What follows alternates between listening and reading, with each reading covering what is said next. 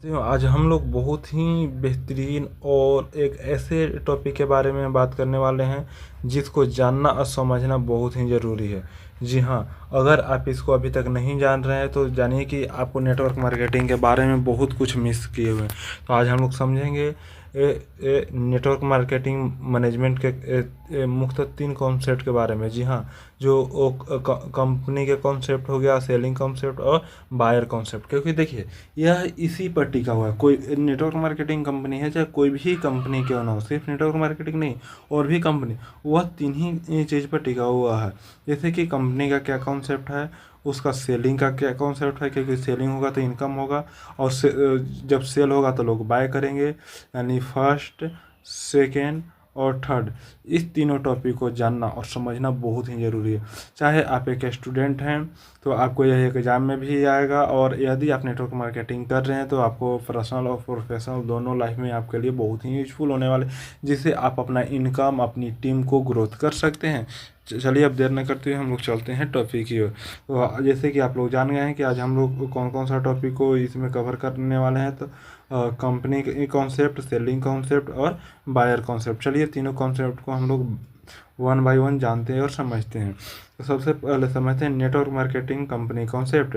Network marketing company के क्या concept है? यह वह आधार है जिस पर पूरी नेटवर्क मार्केटिंग इंडस्ट्री चलती है। जिसमें क्या है कि देखिए, जब तक कंपनी का ही कॉन्सेप्ट क्लियर नहीं है तब तक आपका क्या कॉन्सेप्ट क्लियर रहेगा? कुछ नहीं। तो सबसे पहले कंपनी का कॉन्सेप्ट को वो क्लियर होना बहुत ही ज़रूरी है। तो देखिए, नेटवर्क मार्केटिंग कंपनी है जिसे MLM यानी कि मल्टी लेवल मार्केटिंग भी कहा जाता है। यह एक बिजनेस मॉडल है जिसमें उत्पाद और सेवाओं की बिक्री सीधे उपभोक्ता को की जाती है। यानी इसमें कोई भी बिचौलिया नहीं होता है। इसमें नए डिस्ट्रीब्यूटर को जोड़कर नए नेटवर्क को बनाना होता है, और नेटवर्क के माध्यम से केवल अपनी बिक्री की कमाई नहीं बल्कि पूरी टीम की आय इसमें इंक्लूडिंग होता है। यानी कि यह एक ऐसा सिस्टम है जहां से एक साथ जुड़कर बहुत सारे लोग इनकम करते हैं। चलिए इसके सभी टॉपिक को वन बाय वन समझते हैं। यानी कि वैधता और पंजीकरण, यानी लीगल सेटअप। इसका लीगल सेटअप क्या है? तो हर नेटवर्क मार्केटिंग कंपनी MCA अर्थात मिनिस्ट्री ऑफ कॉर्पोरेट अफेयर में रजिस्टर्ड करवाना होता है। साथ ही साथ डायरेक्ट सेलिंग गाइडलाइन 2016 का पालन करना बहुत ही अनिवार्य है। यदि कंपनी MCA से रजिस्टर्ड नहीं है तो जानिए कि कंपनी अनलीगल है, कभी भी कंपनी डूब और भाग सकता है। सेकेंड ऑप्शन, उत्पाद आधारित प्रणाली यानी प्रोडक्ट बेस्ड सिस्टम। यह एक विश्वसनीय नेटवर्क मार्केटिंग के पास अपना या अधिकृत प्रोडक्ट पोर्टफोलियो होता है, जैसे हेल्थ, ब्यूटी, एजुकेशन या घरेलू सामान। जो कंपनी जो होता है ना, उस ध्यान दें, कंपनी प्रोडक्ट और सर्विस बेस्ड होता है, और कंपनी का खुद का यानी अधिकांशतः उसका प्रोडक्ट या सर्विस होता है, और वह ऐसा प्रोडक्ट और सर्विस होता है जो सिर्फ कमाई के लिए नहीं बनाया जाता है। यह जो बनाया जाता है यह लोगों को सेवा करने के लिए, लोगों को ज़रूरत को, आवश्यकता के अनुसार उनको नीड को पूरा करने के लिए। यदि ऐसा कंपनी नहीं है जो लोगों को ज़रूरत को नहीं पूरा कर रहा है, सिर्फ जहाँ पे फोकस किया जाता है सिर्फ और सिर्फ इनकम पर, तो जानिए कि उसका कॉन्सेप्ट गलत है और वह कभी भी डूब सकता है। नेक्स्ट, बिजनेस प्लान और रिवॉर्ड सिस्टम। कंपनी एक स्पष्ट कंपलेशन प्लान बनाती है जिसमें इनकम के कई प्रकार, रैंक, बोनस आदि की जानकारी दी हुई थी। यानी कि कौन सा रैंक पे, कौन सा प्रमोशन पे, कौन सा लेवल पर क्या इनकम मिलेगा, कब मिलेगा, आपको अवार्ड क्या मिलेगा, इंसेंटिव क्या मिलेगा। इसमें इनकम का बहुत तरीका अपनाया जाता है। नेक्स्ट पॉइंट को ट्रेनिंग और सपोर्ट सिस्टम। जी हाँ, ये बहुत ही इंपॉर्टेंट चीज़ है। जिस कंपनी में सपोर्ट सिस्टम नहीं है, आपको ट्रेनिंग सिस्टम नहीं है, वो कभी भी भाग सकता है, क्योंकि वहाँ ना कोई सपोर्ट करने वाला है, ना कोई ट्रेनिंग, ना कोई बताने वाला है। और जब कोई बताएगा नहीं, जब कोई गाइड नहीं करेगा तो निश्चित है कोई कभी भी मार्केट से पलायन कर सकता है। तो नेटवर्क मार्केटिंग कंपनी को एसोसिएट समय समय पर ट्रेनिंग, सेमिनार और ऑनलाइन सपोर्ट, क्योंकि देखिए ऐसा नहीं कि ऑफलाइन ही, आज के समय डिजिटलाइजेशन हो रहा है, ठीक है, ऑनलाइन सारा कुछ चल रहा है, तो ऑनलाइन हो या ऑफलाइन, यानी होना बहुत ही ज़रूरी है। चलिए अब हम लोग आगे बात करते हैं नेटवर्क मार्केटिंग सेलिंग कॉन्सेप्ट, यानी कि selling concept in network marketing के बारे में। यानी नेटवर्क मार्केटिंग में सेलिंग कॉन्सेप्ट का मतलब ऐसे तरीकों और तकनीकों का उपयोग जिससे प्रोडक्ट या सेवाओं को संभावित ग्राहकों को इस तरह से प्रस्तुत किया जाए कि वे उन्हें खरीदने के लिए प्रेरित हो। यह केवल बेचना नहीं बल्कि समझना और विश्वास बनाना और समाधान देना है। क्योंकि देखिए यहाँ पे सिर्फ प्रोडक्ट बेचना नहीं, क्योंकि ये सिर्फ दुकान नहीं कि आपको प्रोडक्ट बेच दिया उससे कोई मतलब नहीं। यहाँ पे आपके ज़रूरत के हिसाब से आपको प्रॉब्लम को समझते हुए यहाँ पे प्रोडक्ट दिया जाता है और आप इससे सर्टिफाइड होके इसके साथ रिलेशन बिल्ड करके आप इसके साथ में लॉन्ग टर्म चलते हैं। इसका मुख्य मकसद, मुख्य कॉन्सेप्ट क्लियर है। यह आपको सिर्फ प्रोडक्ट बेचने के लिए नहीं है। यहाँ पे आपको कोई सिर्फ प्रोडक्ट बेचने नहीं आया, आपको ज़रूरत को पूरा करके आपको आपके पर्सनल लाइफ से प्रोफेशनल लाइफ में सक्सेस करने का एक रास्ता देता है। क्लियर है?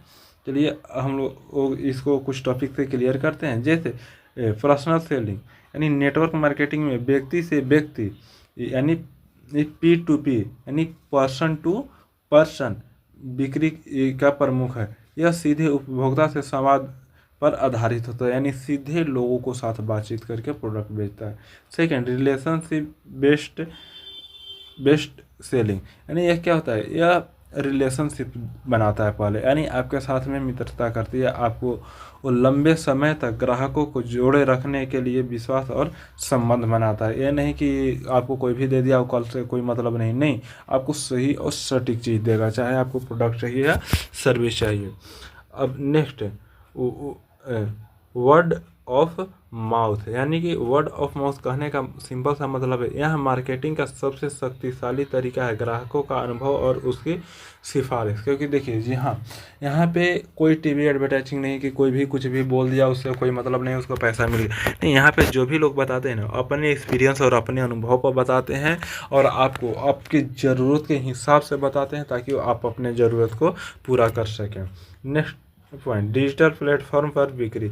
आज सोशल मीडिया, व्हाट्सएप, यूट्यूब और इंस्टाग्राम जैसे माध्यमों से भी बिक्री बढ़ रही है। जी हाँ, क्योंकि यह सब ज़माना है सोशल मीडिया का। तो यदि आप भी चाहते हैं कि सोशल मीडिया से कैसे अपने बिक्री को, अपने इनकम को, अपने टीम को ग्रोथ करें, तो आप लोग कमेंट करें, इस पर आपको पूर्ण रूप से गाइड किया जाएगा और बताया जाएगा।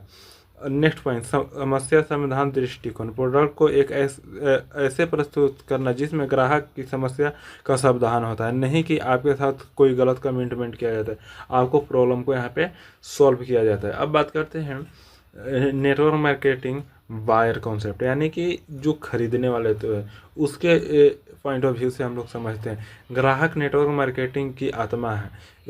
यानी देखिए ग्राहक जो है ना, जिसको बोलते हैं कस्टमर, कंज्यूमर, वह सिर्फ नेटवर्क मार्केटिंग के ही नहीं, ऐसा कोई कंपनी नहीं है जिसमें कस्टमर आत्मा ना हो। यानी कि सिंपल सा चीज़ है कि मोस्ट इम्पॉर्टेंट ऑफ कस्टमर, यानी कि बड़ी से बड़ी कंपनी और छोटी से छोटी कंपनी जो भी है, आज गवर्नमेंट भी है तो वह किसके लिए काम करे, लोगों के लिए।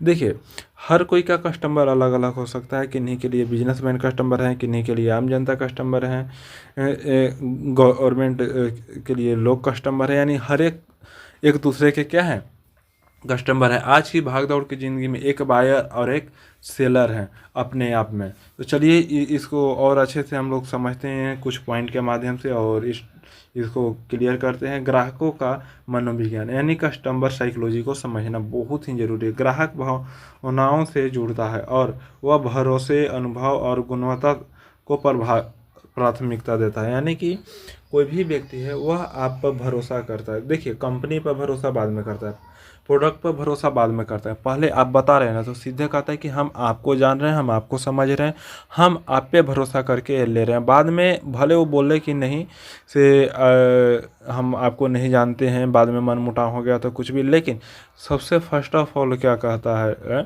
कि कोई भी व्यक्ति सबसे पहले आपको जानता है, आपको समझता है, वह आपको खरीदता है, आपके विश्वास को खरीदता है, आपके विश्वास पे वो पेमेंट देता है। ठीक है, चाहे आप उसे प्रोडक्ट दीजिए या सर्विस दीजिए।